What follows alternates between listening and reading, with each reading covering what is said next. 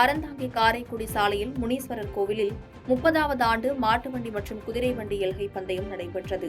புதுக்கோட்டை மாவட்டம் அறந்தாங்கி காரைக்குடி சாலையில் உள்ள செக்போஸ்ட் பகுதியில் உள்ள டயலாக் முனீஸ்வரன் கோவிலில் 30வது ஆண்டு மாட்டு வண்டி குதிரை வண்டி எல்கை பந்தயம் நடைபெற்றது.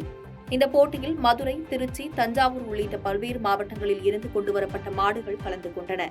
இதில் 100க்கும் மேற்பட்ட மாடுகள் மற்றும் 50க்கும் மேற்பட்ட குதிரைகள் போட்டியில் கலந்து கொண்டன. இதில் மாட்டு வண்டிகள் மற்றும் குதிரைகள் கலந்து கொண்டு நிர்ணயிக்கப்பட்ட பந்தய இலக்கினை நோக்கி ஒன்றை ஒன்று முந்தி சென்றன. போட்டியில் ஒவ்வொரு பிரிவுகளிலும் முதல் 3 இடங்களை பிடித்த மாட்டின் உரிமையாளர்கள் மற்றும் குதிரையின் உரிமையாளர்களுக்கு 3,75,000 ரொக்க பரிசும் கோப்பைகளும் வழங்கப்பட்டது. பந்தய நிகழ்ச்சியை காண சாலையின் இருபுறமும் பல ஆயிரத்திற்கும் மேற்பட்ட ரசிகர்கள் கலந்து கொண்டனர்.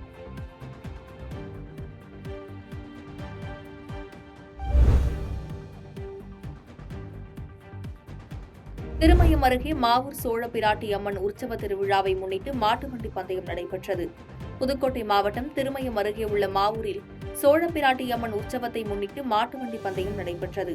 இந்த போட்டியில் மதுரை, சிவகங்கை, திருச்சி, புதுக்கோட்டை உள்ளிட்ட மாவட்டங்களைச் சேர்ந்த 21 ஜோடி மாட்டு வண்டிகள் கலந்து கொண்டன. போட்டி பெரிய மாடு, சிறிய மாடு என 2 பிரிவுகளாக நடைபெற்றது. பெரிய மாட்டு வண்டி பிரிவில் 8 ஜோடி மாட்டு வண்டிகளும், சிறிய மாட்டு வண்டி பிரிவில் 13 ஜோடி மாட்டு வண்டிகளும் கலந்து கொண்டன. சாலையில் போட்டி போட்டுக்கொண்டு 4 கால் பாய்ச்சலில் துள்ளி குதித்து சீறி பாய்ந்து சென்ற மாட்டு வண்டி ஜோடிகள் பார்வையாளர்களின் கண்களுக்கு விருந்தாக அமைந்தது. இந்த போட்டியை சாலையின் இருபுறங்களிலும் நின்று ஆரவாரத்துடன் கரவொலி எழுப்பி ஏராளமான பொதுமக்கள் கண்டு ரசித்தனர். இறுதியில் வெற்றி பெற்ற மாட்டு வண்டி உரிமையாளர்களுக்கு ரொக்கப்பணம் மற்றும் கோப்பைகள் பரிசாக வழங்கப்பட்டது.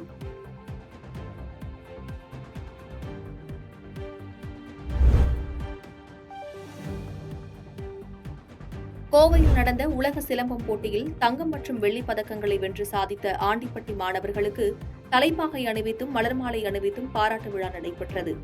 கடந்த வாரம் கோவை SNS கல்லூரியில் நடந்த உலக சிலம்பம் போட்டியில் தங்கம் மற்றும் வெள்ளிப் பதக்கங்களை வென்றதற்காக ஆண்டிப்பட்டி அருகே உள்ள கன்னியப்பிள்ளைப்பட்டி பயிற்சி மைதானத்தில் பாராட்டு விழா நடைபெற்றது. இந்த விழாவில் போட்டியில் கலந்து வெற்றி பெற்ற 11 மாணவ மாணவிகளுக்கு கிராம மக்கள் மலர்மாலை அணிவித்து பாராட்டு தெரிவித்தனர். மேலும் அவர்களை பயிற்றுவித்த பயிற்சியாளர்களுக்கு பொன்னாடை போர்த்தி கௌரவித்தனர். இதுகுறித்து தேனி மாவட்ட அமைச்சர் கிக் அசோசியேஷன் செயலாளர் துரைமுருகன் பத்திரிகையாளர்களிடம் பேசியபோது, இந்தியா, மலேசியா, இலங்கை உள்ளிட்ட 7 நாடுகளைச் சேர்ந்த வீரர் வீராங்கனைகள் கலந்து கொண்டதில் ஆண்டிப்பட்டியைச் சேர்ந்த மாணவர்கள் 11 பேர் கலந்து கொண்டு 4 பேர் தங்கமும், 10 பேர் வெள்ளிப் பதக்கமும், 6 பேர் வெண்கலப் பதக்கமும் பெற்று வெற்றி பெற்றனர். மாணவர்களை பாராட்டுவதில் தேனி மாவட்ட அமைச்சர் கிக் அசோசியேஷன் பெருமை கொள்கிறது என்று கூறினார்.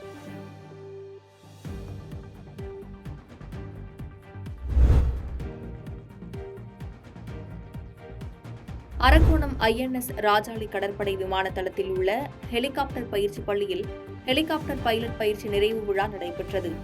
ராணிப்பேட்டை மாவட்டம் அரக்கோணத்தில் இயங்கி வரும் இந்திய கடற்படை விமானத்தில் ஹெலிகாப்டர் பைலட் பயிற்சி பள்ளியில் 102வது ஹெலிகாப்டர் பயிற்சி நிறைவு விழா நடைபெற்றது. பயிற்சியில் இந்திய கடற்படையின் அனைத்து ஹெலிகாப்டர் விமானிகள் அல்மோ மேற்றான இந்திய கடற்படை விமானப்படை 561 கடுமையான பறக்கும் மற்றும் தரைப்பயிற்சியை உள்ளடக்கி தீவிர 22 வார பயிற்சியினை வெற்றிகரமாக நிறைவு செய்த ஒரு பெண் உட்பட 21 பேருக்கு பயிற்சி நிறைவு விழா நடைபெற்றது. இதில் கிழக்கு பிராந்திய கடற்படை தளபதி சிறப்பு அழைப்பாளராக கலந்து கொண்டு அணிவகுப்பு மரியாதையை ஏற்றுக்கொண்டார். அதனைத் தொடர்ந்து இப்பயிற்சியில் சிறந்து விளங்கிய அதிகாரிகளுக்கு நினைவு பரிசு வழங்கப்பட்டது.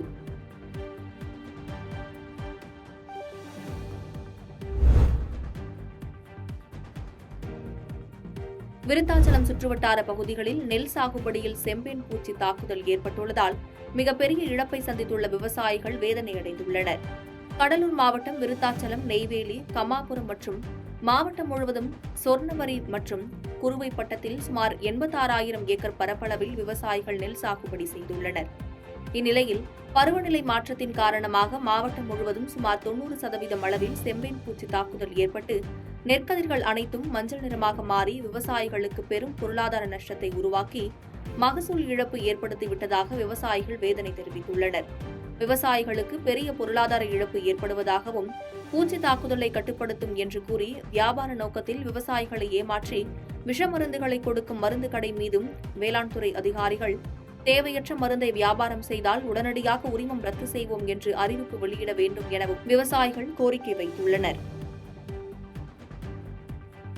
பாதகம் செய்பவரை கண்டால் நாம் பயங்கொள்ளலாகாது பாப்பா. மோதி மிதித்து விடு பாப்பா, அவர் முகத்தில் உமிழ்ந்து விடு பாப்பா. அண்மை செய்திகளை உடனுக்குடன் தெரிந்து கொள்ள இணைந்திருங்கள் இயம்நாடு தொலைக்காட்சியுடன்.